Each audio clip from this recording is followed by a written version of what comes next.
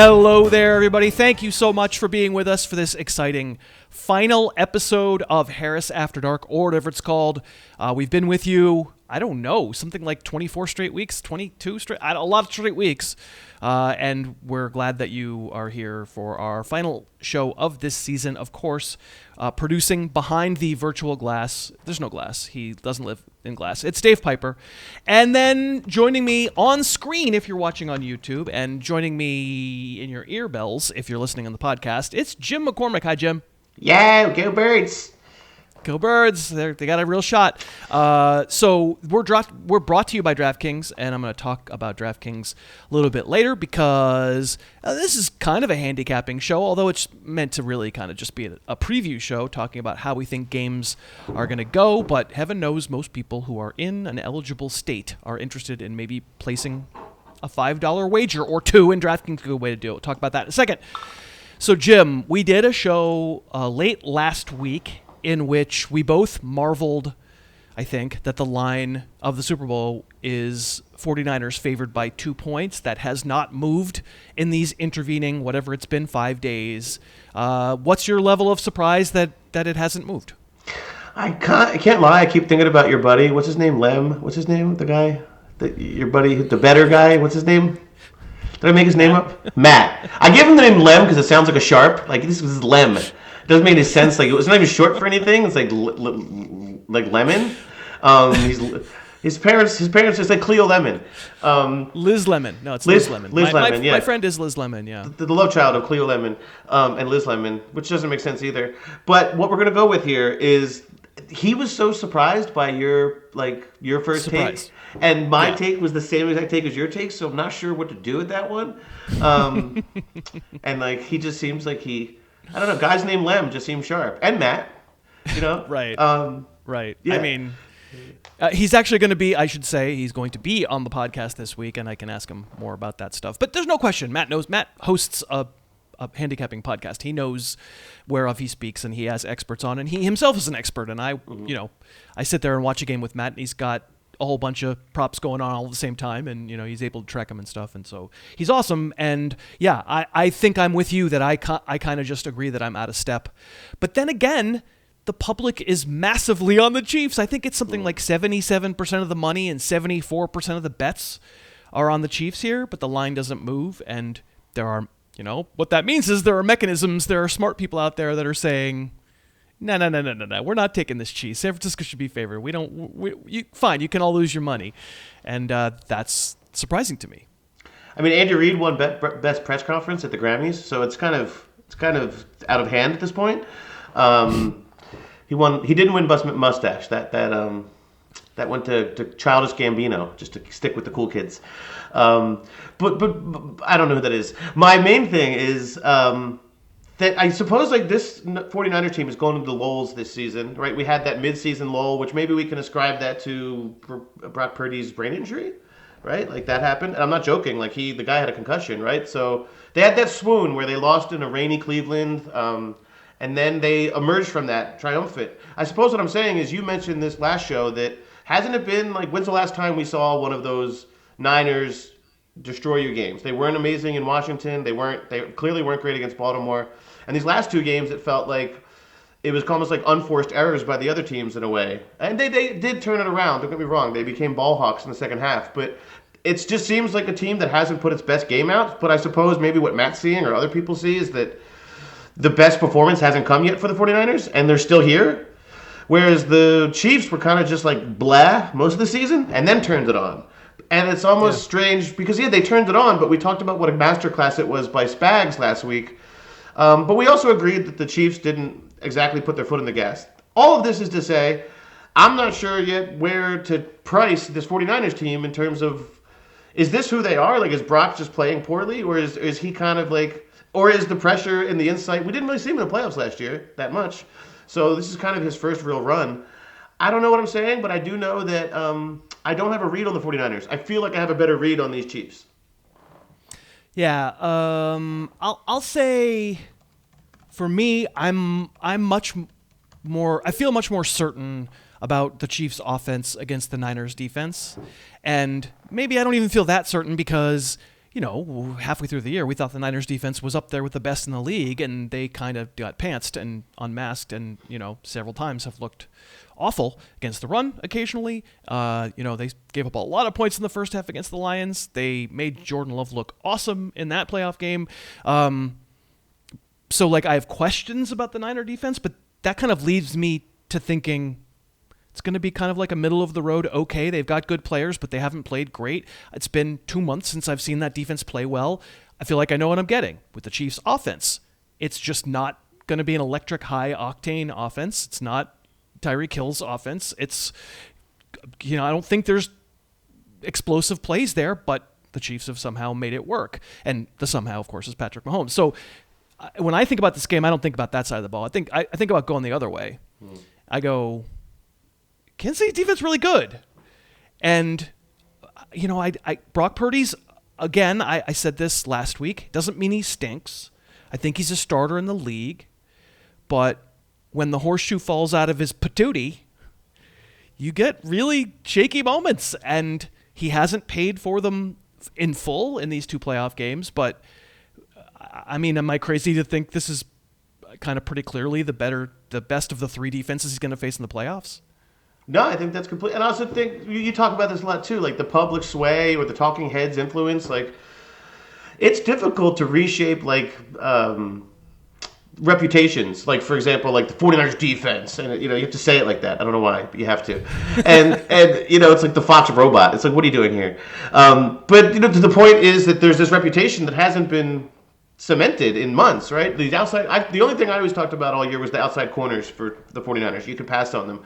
But now, like you said, we've even seen the run. I went into the week, the comeuppance week. I was like, there's no way Aaron Jones runs in the first drive. He's like evading traffic the entire drive, the entire game. Really, he was loose. So I suppose, which is to say, it's been a long sample that we haven't seen them. But the Chiefs were they dismantled this Ravens team. We can now say that, that Ravens team was due to stall. That's not what anybody was believing. They put it all over the 49ers, the same team that has been held in this esteem. And not just them. They put on 45 on Seattle, which is a good defense. So in the end, there's more certainty.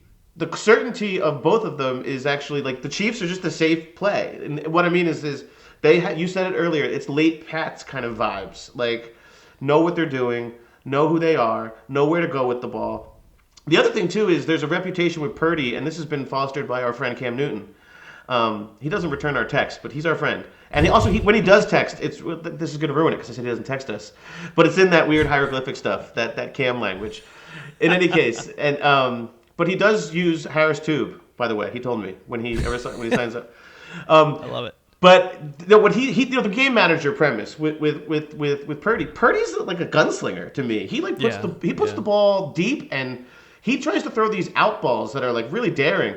His biggest play was off a guy's face mask. So I suppose there's a mistake coming for that team, and I think the Chiefs defense is the one to coax that out of him. And I clearly would have been saying the same thing had the Ravens won, and I think that if the Ravens had the level of professionalism, maturity, just sort of been there kind of thing, they would have won, because I still don't think this Chiefs team is great. I just think those Patriot teams at the end weren't great. They weren't the best team most years they won, the Patriots. That's why people hated them so much, because they could see all the flaws. And my God, we spent this entire season going through these Kansas City offensive flaws, and they're just so manifest and so obvious, and it doesn't matter. Partly it doesn't matter because you've got the guy, great quarterback, and then partly it doesn't matter because they don't poop themselves. They don't do the thing. That was the joke in New England all those years. Just wait around. Mm-hmm. Eventually the Colts will crap themselves. Just wait around. Pete Carroll will figure out a way to screw it up at the end of the game, and that's absolutely what Kansas City has done in these last 2 wins. The Miami game, that was freezing cold, and they were better, and we'll give them credit. They were the better team. These other 2 games, I don't even know if they're the better team in the way that all those years, New England goes to Kansas City, wins that last AFC Championship game of the Brady era. They were not the better team, but right. So Go ahead, say it No, again. no. It's like those early Chiefs teams. They didn't have the composure, like the one Right. but they had the talent. They had a better 53 than this, Right. But now this is the team that doesn't make mistakes, which is hard for me to come to grips with when Andy Reid finally has a clock management friend, which speaks to that. But at the same time, this just seems like a game that I guess the 49ers, like kind of strangely, are the more volatile team. I could see a great performance coming. I can't, that's I think where people are with that, with the respect to like how we framed or how maybe you framed the AFC Championship game. The better roster, you can argue in a lot of ways, a lot of check marks if you ran down a list, would be the 49ers. But it's also difficult because it's not a one-to-one sport. Like, what is the quotient that what's the ratio that I can use for Patrick Mahomes? And like, it's just, so, yeah, that guy's good. It's a big one. It's a big quotient. The dude's got a big quotient. Let's face it. So we're gonna talk about our picks here in a second. But let's thank DraftKings for sponsoring us all season long and into the postseason as well. It means a lot to us if you're looking for a place to play the games, especially any sport, but especially the Super Bowl. It's just come up in a few days, and if you're going to be thinking about making bets, open a DraftKings account because they're kind of giving money away. Like, it's a pretty good deal. First of all, the deal where one $5 bet gets you $200 in bonus bets if you're a new customer. But even if you've already signed up and you're already a happy DraftKings user, they've got a Super Bowl thing, Jim, where they're going to match a bet. You can make one bet, and they will give you another bet of an equal value, and they will just give it to you. And it doesn't matter if you won or lost the first bet. So this is something that isn't just for new customers. That's for everybody. So if you already have a DraftKings account, take advantage of it. If you'd like a DraftKings account, all you have to do is download the app. It's very easy. We just ask if you would sign up with the code HarrisTube, as Jim mentioned earlier, all one word, HarrisTube. That lets them know where you came from, and it lets them know that sponsoring worked, and that's how they measure whether these things are effective. So if you're in one of the magic states, which I am not, but the other two gentlemen involved with the show are, sign up and use the code HarrisTube, and you'll get a bunch of fun stuff. And, of course, there are so many props and teasers and totals and spreads and all that stuff, and goofy Taylor Swift-related paraphernalia. So thank you to DraftKings very much for sponsoring. All right, so I think the least drama in our rest of our conversation here, in our super educated handicapping ways, is I think we're both on the Chiefs +2. Yeah, that happens to be where I am. Yes. Yeah, I think I thought the Chiefs should have been favored. I still kind of think they should. I don't think it's outrageous. Like, it would be within a field goal either way. I don't think it's crazy to the people listening or watching who think the Niners are better and are just finally some sanity is going to prevail. Like, there were years when the Patriots lost, right? There were years, didn't happen a lot, but there were years where the Patriots lost. And so this could be one of those years where Mahomes just doesn't quite have the horses. So I'm not mad at anybody who differs, but I definitely would be on the Kansas City side here. So now let's open it up to other stuff, other things that you think could present a little bit of value on Super Bowl Sunday. Do you have a favorite? Yeah, I'm going to get a favorite. I have several that aren't favorites, but I can give you my favorite, which would be Christian McCaffrey over 33.5 receiving yards. Okay. I just think it's going to be something they're going to have to do. I mean, Willie Gay is looking like he's going to play, but at the same time, getting him in space will be the move. Get him away from Chris Jones. Get him away from the collapsing pocket. There's another one that was, I don't even know the price on it, but it was like fastest running speed for Christian McCaffrey, which is just like, what are we doing here? I'm not even about to. I'm just saying, what are we doing here? And like, how do you do it? Like, what you're gonna have to watch it, and like, you're gonna have to like text your friend and be like, did you time that? Was he 21 miles per hour? You're gonna be emailing DraftKings with a speedometer, Right. like. I don't know how to do that. Yeah, how did you know you won? And then some poor guy named Lem is going to be receiving emails at DraftKings. He's like, he doesn't have a odometer or speedometer, whatever, 3 miles. I do like Brock Purdy, that little wily guy. I like over 12.5 rushing yards. He's just a slippery little guy. I mean, let's face it, his rushing was kind of the saving grace in the second half against the Lions. He saved them. It was, to put it in EPA terms, and I don't mean the protection agency.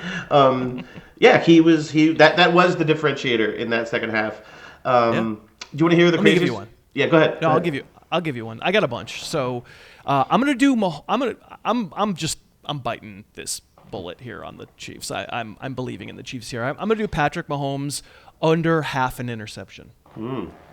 and so it's minus 115. So like he threw 14 picks during the season. That's the most he's ever thrown in a season, but I don't think he does it in this game. I think Purdy probably will, but I don't really know for sure. But I think Mahomes plays another great game and winds up being the MVP again. And the best way for me to kind of get value on that is no interceptions for Mahomes.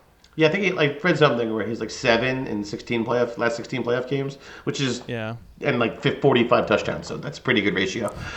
Pretty good. That's a Aaron Rodgers ayahuasca ratio. I have Ji'Ayir Brown. He's a safety for the 49ers, everybody.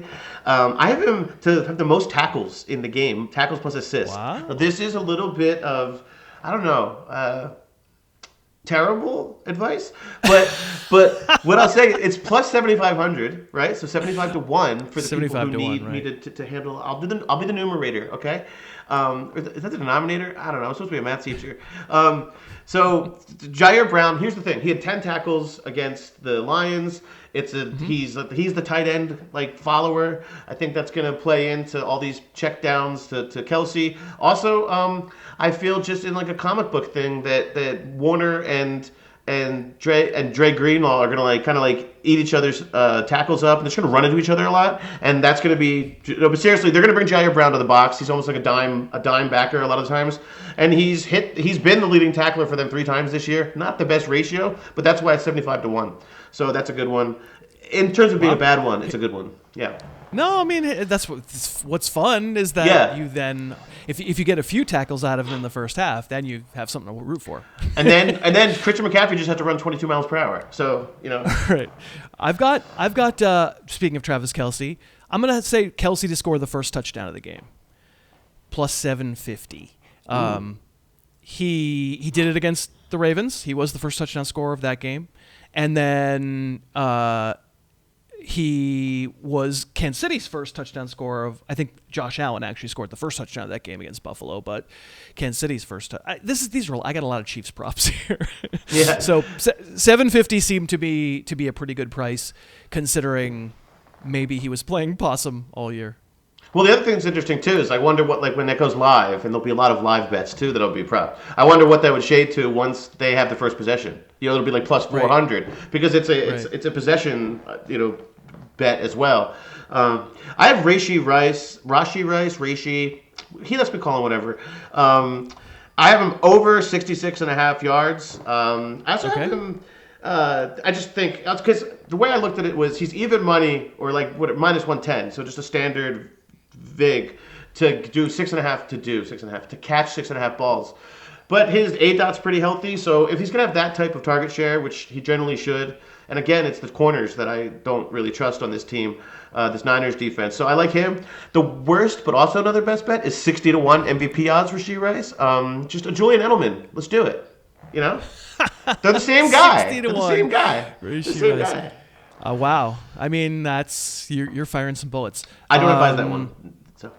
I'm gonna say Isaiah Pacheco rush attempts the most of the game. So basically more than Christian McCaffrey.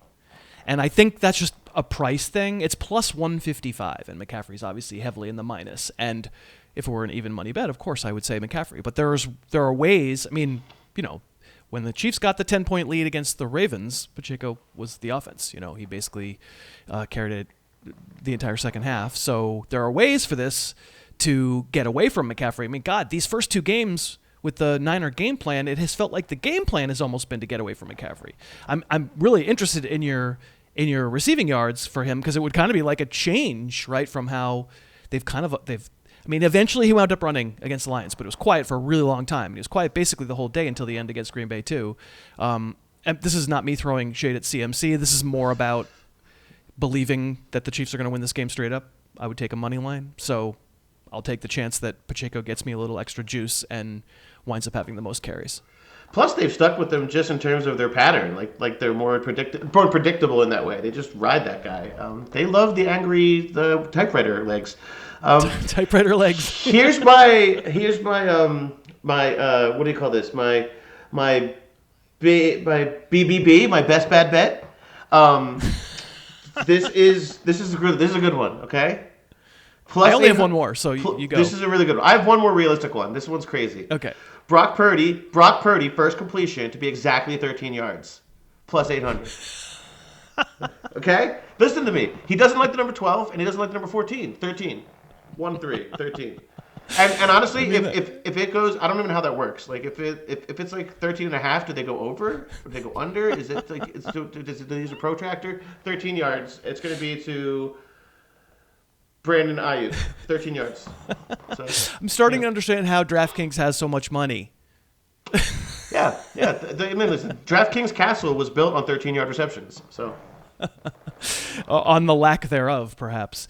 My last one is these are a couple of non-analytics, non like go for it constantly type teams. They will kick you a long field goal, and they've got two really good they've got one really good kicker and then one dude who has a big leg, right? But we've seen Jake Moody not be so good. But over 47.5 as the longest field goal of the game. I feel like it's a better. It's a minus 105. I feel like it's a better than even shot that we get the 50+ yarder, and like it's probably Kansas City, right? But I'm not as worried as I would be with these. I think this line kind of reflects the general movement in the NFL to go for it on the 38-yard line, and I think these teams are likelier than a lot to kick. Yeah, I mean, it's also Bermuda grass, which is just really good in February. It's the best. It's like right when Bermuda grass is its best in Nevada. So I'm sure that the NFL can't screw up a playing field in a Super Bowl. I've never heard of that happening. No, it's mixed with New Orleans Sesame, so you can play 36 holes and then take your friends out afterwards. Another relevant Caddyshack joke, because all my comedy comes from like a 7-year window that nobody's alive for. My other one is, here's the reasonable one. Travis Kelce over 70.5 receiving yards. Okay. It still feels low. I get it. They're luring me in. I mean, it opened at 68.5, so it has gone up a little bit. That could be the Swifties opening up DraftKings accounts. But it's just the revitalization. Like, he's there, the peppering, and also the reason I actually like the Rashee Rice one too, or even like his over, is because it's a concentrated offense. Like, these guys are both 20+% target share guys. You can't say that for the 49ers. Like, it could be anybody's game in any week. It's a good thing. That's their gift, is that they have this. Let me ask you this though: if Rashee Rice catches 3 touchdowns, Patrick Mahomes throws 3 touchdowns, you really think they're ever going to give the MVP to? Okay, I mean, that's why the odds are what they are. I understand. 2 of them are going to come from Andy Reid. It's a special play. It's called Chili. Yeah. Well, maybe he could throw 3 touchdowns to Rashee Rice, but 4 interceptions, right? And then my non-interception bet is gone, and then Rashee Rice wins the. And then, but the EPA is still going to be high, so you got to watch out for that. Okay. Right. I mean, listen, it's toxic. Get it? It is. Yeah, I like the Kelce stuff. As the weeks went by and it came clearer that they were maybe hiding him a little bit, and I mean, there were certainly regular season games where he was good, and then also other regular season games where he would have been good except for a drop or a missed throw or whatever. So I don't want to say he had like the worst year ever, but clearly he had his worst year in the Mahomes era, and he was the best player on the field against the Ravens. So I don't hate it. What about MVP? Like, I understand the MVP thing for quarterbacks, but I mean, Brady won 4 of them, so that's great, the MVPs. But I mean, like, Kupp's was like 90 yards and the 2 touchdowns, and one of them was like the game winner. But I mean, I don't know, there's some pathway to it that DraftKings tells me is possible. I mean, DraftKings would never mislead me. The quarterback has to make other mistakes or have very minimal stats otherwise, because it's a stats-based thing, clearly. But, I mean, I'm not taking you to task. There's a reason why the 2 quarterbacks are the large favorite. I think McCaffrey's plus 550, right, as the third guy. Like, that's far. That's not terrible. If you like the Niners in this game, McCaffrey is way likelier than whatever it is, 4 times less likely to win it than Brock Purdy. Like, I think they're much closer.